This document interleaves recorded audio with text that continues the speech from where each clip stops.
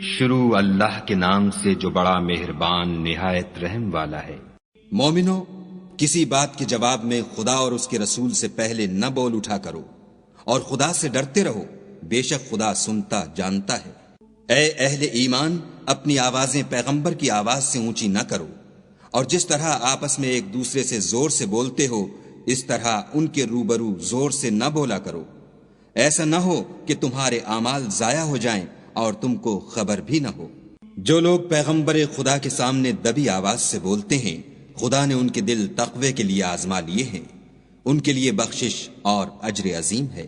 جو لوگ تم کو حجروں کے باہر سے آواز دیتے ہیں ان میں اکثر بے عقل ہیں، اور اگر وہ صبر کیے رہتے یہاں تک کہ تم خود نکل کر ان کے پاس آتے تو یہ ان کے لیے بہتر تھا، اور خدا تو بخشنے والا مہربان ہے۔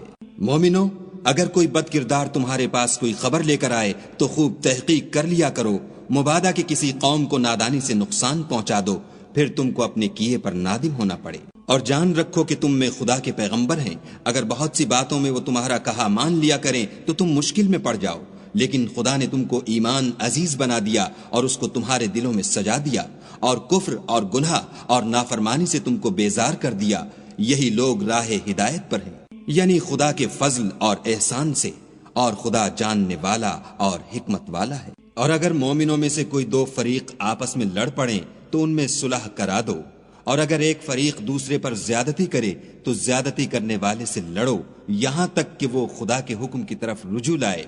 پس جب وہ رجوع لائے تو دونوں فریق میں مساوات کے ساتھ صلح کرا دو، اور انصاف سے کام لو کہ خدا انصاف کرنے والوں کو پسند کرتا ہے۔ مومن تو آپس میں بھائی بھائی ہیں، تو اپنے دو بھائیوں میں صلح کرا دیا کرو، اور خدا سے ڈرتے رہو تاکہ تم پر رحمت کی جائے۔ مومنو، کوئی قوم کسی قوم سے تمسخر نہ کرے، ممکن ہے کہ وہ لوگ ان سے بہتر ہوں، اور نہ عورتیں عورتوں سے تمسخر کریں، ممکن ہے کہ وہ ان سے اچھی ہوں۔ اور اپنے مومن بھائی کو عیب نہ لگاؤ، اور نہ ایک دوسرے کا برا نام رکھو۔ ایمان لانے کے بعد برا نام رکھنا گناہ ہے، اور جو توبہ نہ کریں وہ ظالم ہیں۔ اے اہل ایمان، بہت گمان کرنے سے احتراز کرو کہ بعض گمان گناہ ہیں، اور ایک دوسرے کے حال کا تجسس نہ کیا کرو، اور نہ کوئی کسی کی غیبت کرے۔ کیا تم میں سے کوئی اس بات کو پسند کرے گا کہ اپنے مرے ہوئے بھائی کا گوشت کھائے؟ اس سے تو تم ضرور نفرت کرو گے، تو غیبت نہ کرو، اور خدا کا ڈر رکھو، بے شک خدا توبہ قبول کرنے والا مہربان ہے۔ لوگو، ہم نے تم کو ایک مرد اور ایک عورت سے پیدا کیا، اور تمہاری قومیں اور قبیلے بنائے تاکہ ایک دوسرے کو شناخت کرو، اور خدا کے نزدیک تم میں زیادہ عزت والا وہ ہے جو زیادہ پرہیزگار ہے۔ بے شک خدا سب کچھ جاننے والا اور سب سے خبردار ہے۔ دیہاتی کہتے ہیں کہ ہم ایمان لے آئے، کہہ دو کہ تم ایمان نہیں لائے، بلکہ یوں کہو کہ ہم اسلام لائے ہیں، اور ایمان تو ہنوز تمہارے دلوں میں داخل ہی نہیں ہوا۔